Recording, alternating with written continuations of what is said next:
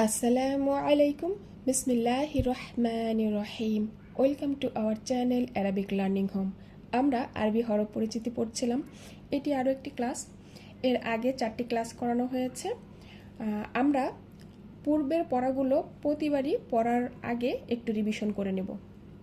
প্রথম হরফ আলিফ, কোনো টান হবে না, বা একালিপ টান হবে। আমরা একালিপ টান কিভাবে বুঝবো কতটুকু পরিমাণ?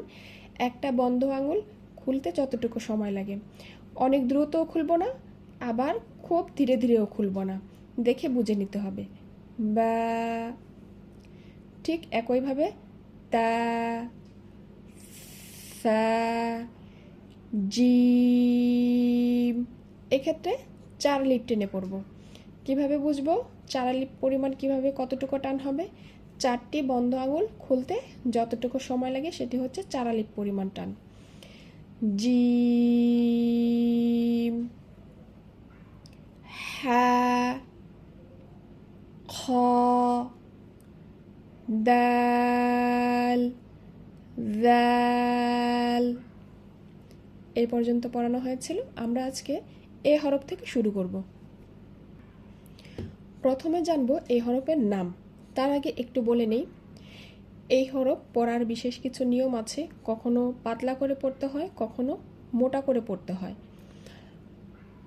এই হরফের সাথে যখন জবর পেশ আসে সেক্ষেত্রে এটি মোটা করে পড়তে হয়, আর যদি জের আসে সেক্ষেত্রে পাতলা করে পড়তে হয়।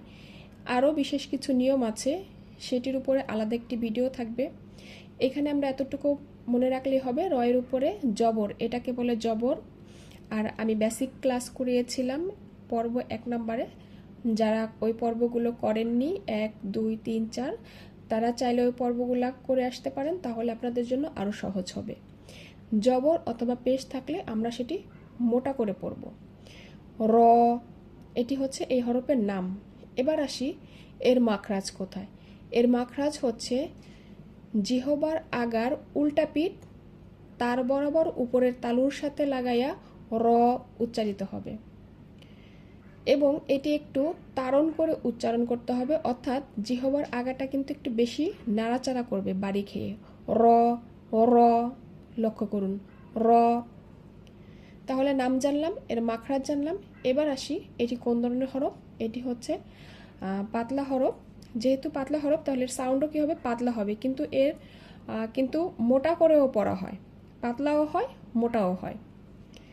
আচ্ছা, এর পরবর্তী হরফ জা, জা, একালিপ টান হবে, আলিফ খালি ডানে জবর।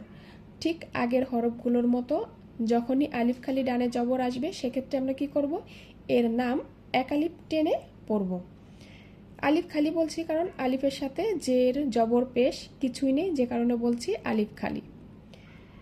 তাহলে প্রথমে কি জানবো? এর নাম জা, জা, একালিপ টেনে লম্বা করব।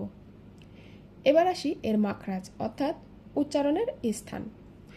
লক্ষ্য করি, জিহবার আগা সামনের নিচের 2 দাঁতের পেট ও আগার সাথে লাগাইয়া জা, জা একটু ঝাঁঝালো করে উচ্চারণ করতে হবে।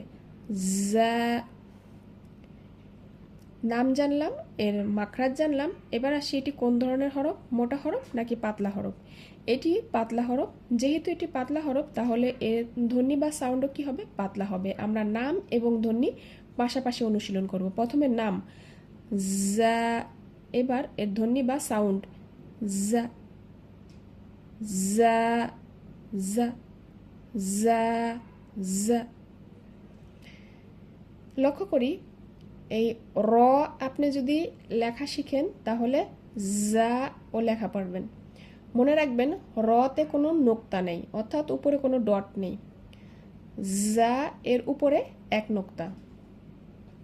এর পরবর্তী হরফ হচ্ছে সিন। এর নাম আমরা 4 আলিফ টেনে পড়ব। 4 আলিফ পরিমাণ কতটুকু বুঝবো? 4টি বন্ধ আঙুল খুলতে যতটুকু সময় লাগে। সিন,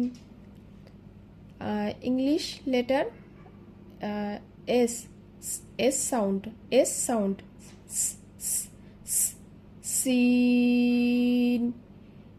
এই চিহ্নটাকে বলা হয় সাকিন, আর এই চিহ্নটাকে বলা হয় জের। এটা সিন, এটি ইয়া, এটি নুন। ইয়া সাকিন ডাইনে জের, এটি হচ্ছে মদের হরফ। মদের হরফের পরবর্তী হরফেই যদি সাকিন হয় সেক্ষেত্রে 4 আলিফ টেনে পড়তে হয়, এটিকে বলে মদ্দে লাজিম হারফি। যে কারণে আমরা এই হরফটি 4 আলিফ লম্বা করে পড়ব। সিন,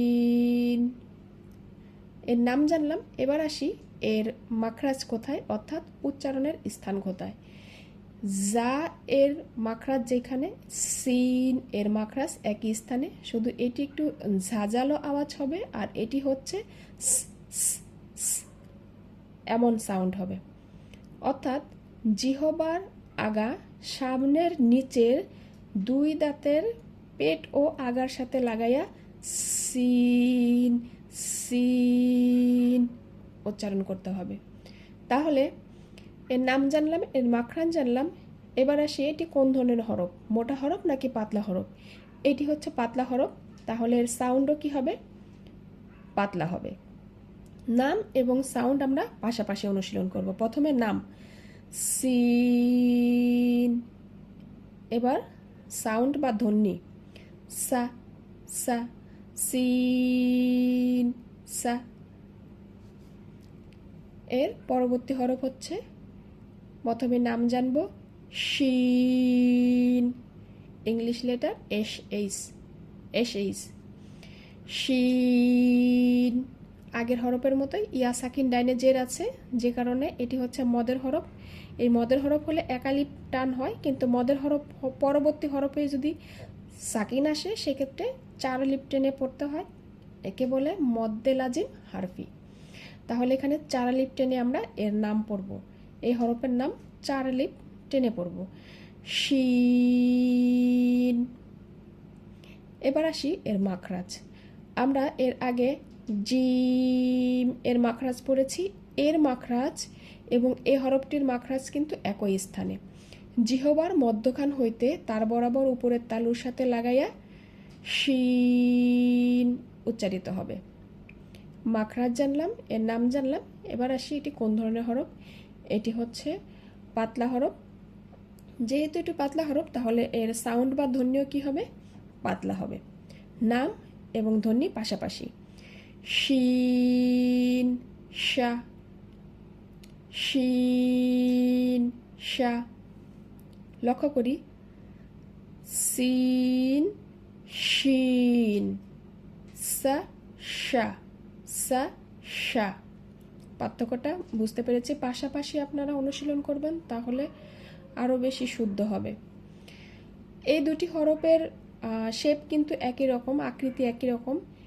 এখানে হচ্ছে নোক্তা নেই, সিনে কোনো নোক্তা নেই, শিনে হচ্ছে 3 নোক্তা, অর্থাৎ 3টি ডট আছে। দেখতে কিন্তু একই রকম, কিন্তু এক জায়গায় হচ্ছে নোক্তা ছাড়া, এক জায়গায় হচ্ছে নোক্তা আছে। আপনি এই হরফটি লিখতে পারলে এই হরফটিও লিখতে পারবেন। আজকের পড়াগুলো আরও একবার আমরা দেখে নিই। র, জা, সিন, শিন, র, জা, সা, শা। আজকের এই পর্যন্তই। সবাই ভালো থাকবেন, সুস্থ থাকবেন। আল্লাহ হাফেজ।